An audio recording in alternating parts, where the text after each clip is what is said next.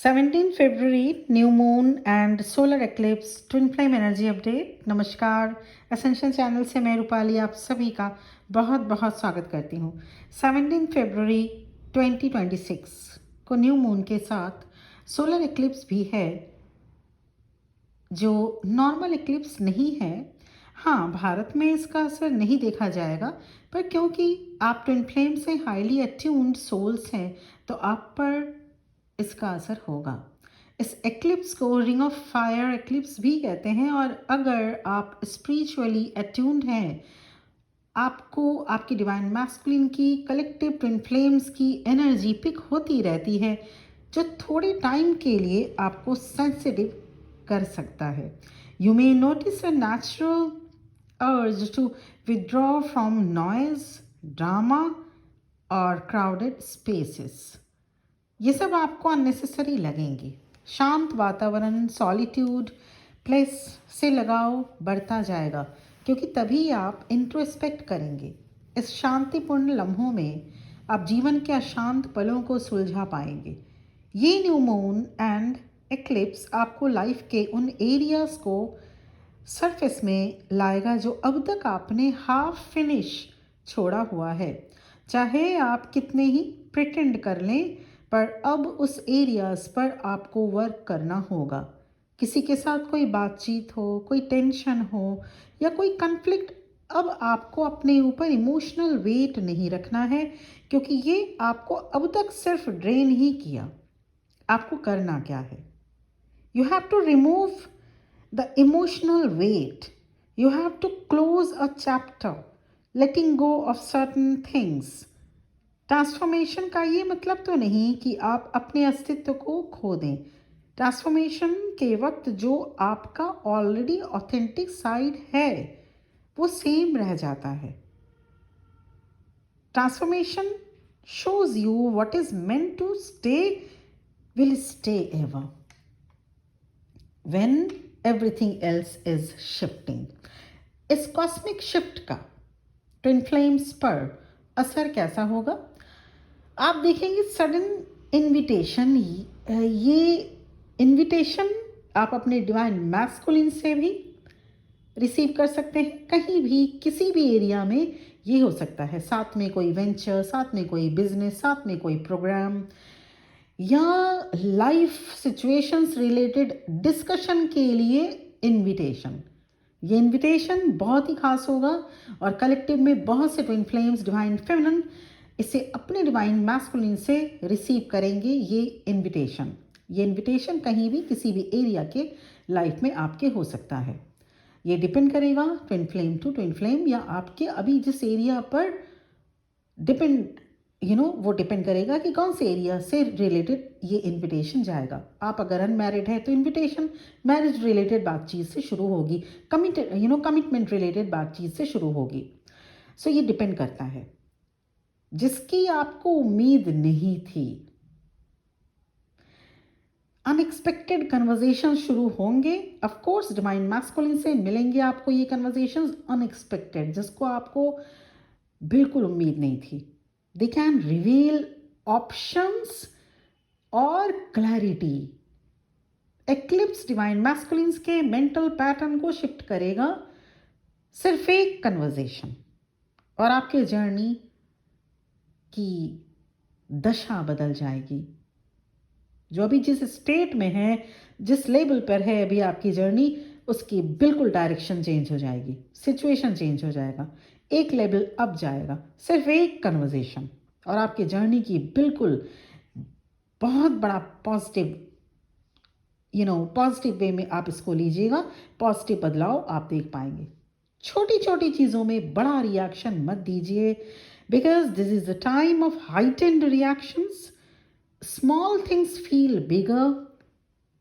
तो ऐसे में थोड़ा सा सहन करना ज़रूरी होगा, और जहाँ रिएक्शन देना है उतना ही दें जितना ज़रूरी है। बहुत हाइट करके या एग्रेसिव होकर रिएक्शन मत दीजिएगा। न्यू मून जोडिएक साइन एक्वेरियस में है, कुंभ राशि में। सोलर एक्लिप्स भी जोडिएक साइन एक्वेरियस में हो रहा है, इसलिए रिबेलियस एनर्जी रहेगी। ये डिवाइन मैस्कुलिन में खास तौर से ट्विन फ्लेम्स कलेक्टिव में रिबेलियस एनर्जी रहेगी, डिवाइन फेमिनिन में भी हो सकती है।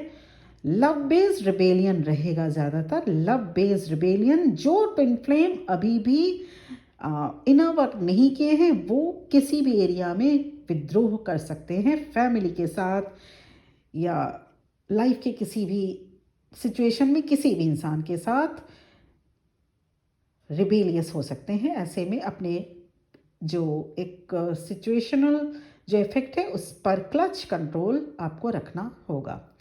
बिलीफ सिस्टम को चैलेंज करना चाहेंगे आप। अब आप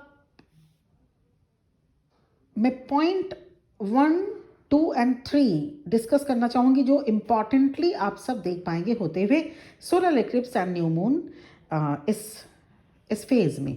solar eclipse and new moon twin flames में एक्सेप्टेंस एनर्जी डेवलप करेगा।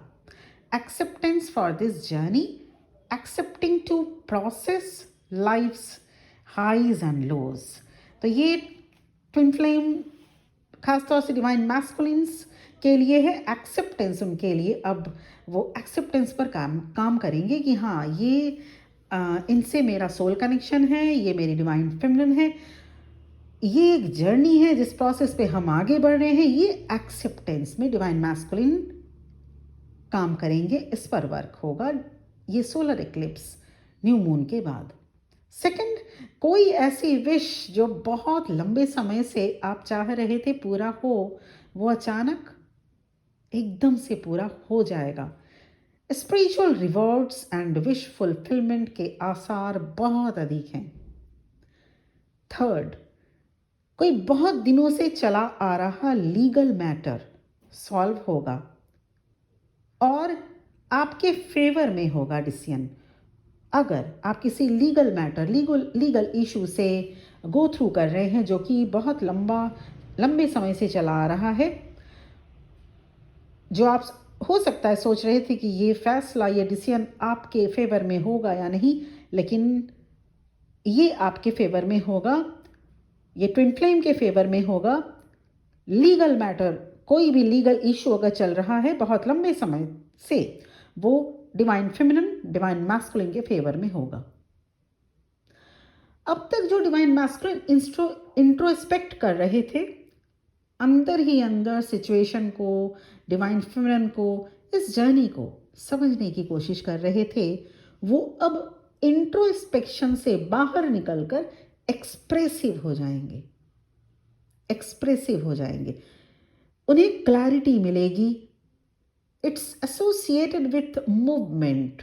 It brings clarity who belongs to one's life. Fostering soul frequency.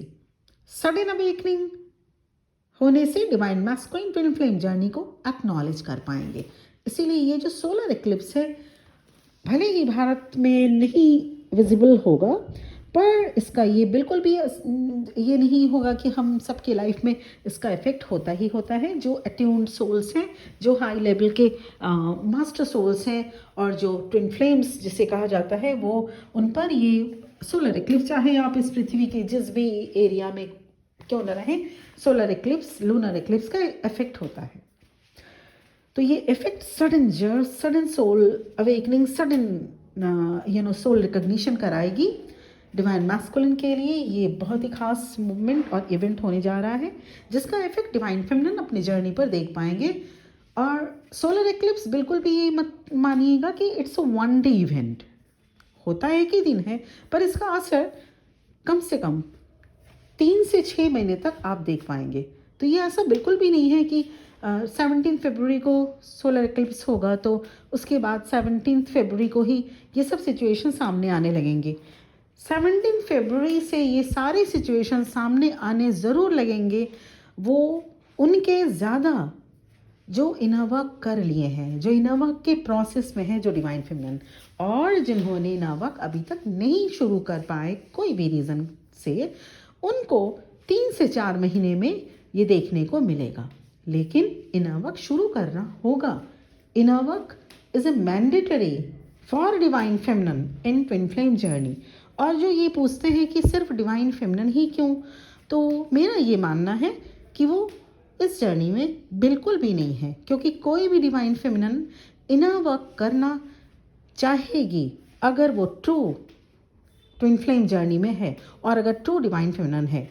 अगर ये क्वेश्चन आता है आपके मन में कि मैं ही क्यों करूं, तो क्या ये क्वेश्चन आया कभी कि आप ही क्यों डिवाइन फेमिनन बने, या आप अगर आप माँ हैं आप ही क्यों चाइल्ड बर्थ को आप ही के लिए क्यों बनाया गया, क्यों मेल जो होते हैं वो चाइल्ड बर्थ नहीं कर सकते। तो ये सारी चीज़ें फेमिनन एनर्जी मतलब क्या है? फेमिनन एनर्जी मतलब बेयरेंस, tolerance, sacrifice, endurance. Feminine energy में वो सब कुछ हो सकता है जो एक मैस्कुलिन एनर्जी में नहीं होता।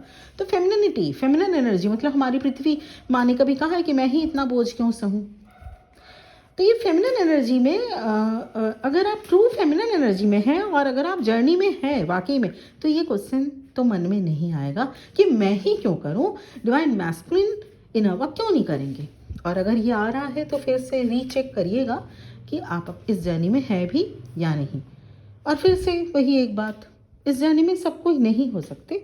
मामूली सा इन्फैचुएशन और क्रश ये ट्विन फ्लेम जर्नी नहीं हो सकता कभी भी। It's a deep level soul connection, इसमें प्यार से भी ज़्यादा सोल कनेक्शन होता है।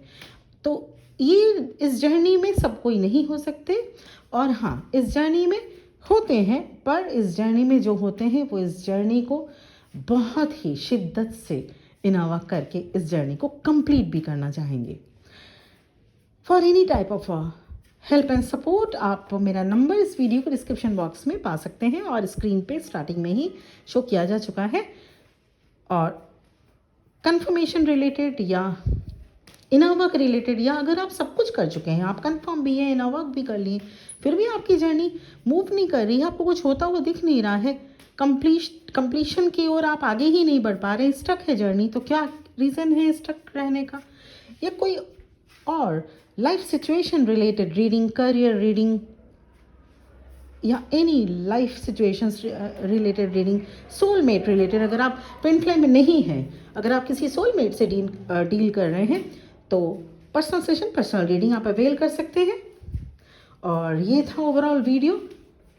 सोलर इक्लिप्स का असर हम सब पे होगा, आप सब पे होगा, और न्यू मून एक्वेरियस में है, तो इसके बाद ज़्यादातर इफेक्टेड इसमें कुंभ राशि होगी। इसका मतलब ये बिल्कुल भी नहीं कि सिर्फ और सिर्फ कुंभ राशि ही होगी, आई मीन एक्वेरियस सभी पर, सभी राशियों पे हर 15 दिन के अंदर बाद अंतराल में new moon and full moon पड़ता है, लेकिन असर सभी पर होता है, सभी साइंस पर, सभी ज़ोडिएक साइंस पर।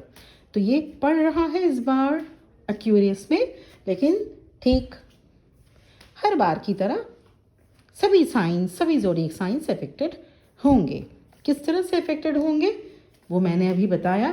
क्या कुछ देखेंगे आप वो भी डिस्कस किया गया इस वीडियो में। और ख़ास तौर से क्या अब आपको प्रिकॉशन लेना है, वो सिंपल प्रिकॉशन ये है कि एंगर, गुस्सा और विद्रोह पर बहुत ज़्यादा कंट्रोलिंग ज़रूरी है, नहीं तो सब कुछ बर्बाद हो सकता है एक झटके में। बहुत ध्यान से सुनिएगा, जब भी गुस्सा आए ये लाइन, ये सेंटेंस ध्यान में रखिएगा। कोई भी फैसला, कोई भी ऐसा आवेश में आकर डिसीजन या किसी को भी ऐसा मत सुना दीजिएगा जिसमें बहुत कुछ आपका ख़राब हो जाए। इसीलिए रिबेलियस एनर्जी रहेगी जैसा वीडियो में बताया गया है, तो रिबेलियस एनर्जी और एंगर इशू पे वर्क करना होगा। नंबर 2, जब भी कोई अगर आप लीगल इशू में हैं, तो लीगल इशू में आप अगर केस आपके फेवर में जा रहा है, तो इसका ये बिल्कुल भी मतलब नहीं कि सामने वाले को आप एक वो होता है ना कि सामने वाले को अब आप कुछ भी मॉक करें या ऐसा, प्लीज़ ऐसा मत करिएगा, ये भी आपके खिलाफ जा सकता है। इसीलिए अगर आपके फेवर में हो रहा है तो ये बहुत अच्छी बात है, उसको एक्सेप्ट करें और धीरे से अपने आप को सेपरेट करें उस इशू से, उस लीगल केस से।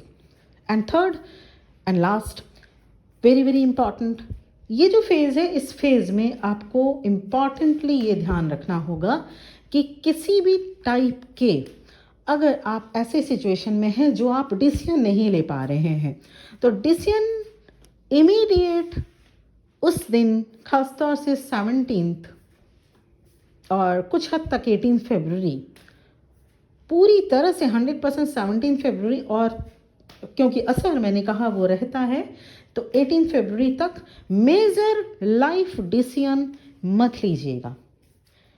छोटा मोटा डिसीजन हो, और जो ऐसा कोई डिसीजन हो जो लेना ही है उस दिन, वो आप ले सकते हैं ईश्वर का नाम लेकर। पर मेजर लाइफ डिसीजंस जो आपके हाथ में है कि हम 1-2 दिन बाद भी ले सकते हैं, तो उसको आप होल्ड करिए उस डिसीजन को, उस दिन मत लीजिएगा, क्योंकि वो ग्रहण का असर हो सकता है चीज़ें खराब कर दे। तो ये था वीडियो आज के लिए, इतना ही। बहुत बहुत खुश रहिए, मेरी तरफ से बहुत blessings and good luck and best of luck for the journey ahead. Thank you very much for watching this video. ओम नमः शिवाय।